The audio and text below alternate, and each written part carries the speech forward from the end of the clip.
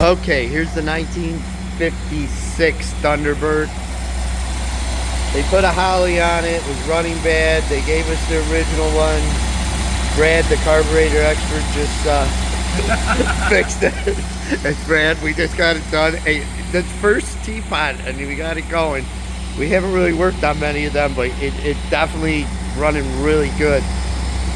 He had a Holly on there, which he had to put a different air cleaner, just didn't fit right. Whole bunch of stuff. And when this car's built right and everything's working, it does run good. So this thing now is ready to go. Changing it a little bit here, fixing it for the customer. The kits are expensive, and they're you know, it's not well worth to keep it stocked though.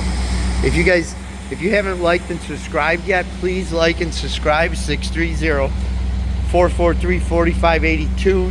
Give us a call if you're interested. The 56 got the Continental kit on it. It's extremely reliable drive-wise. It does run well.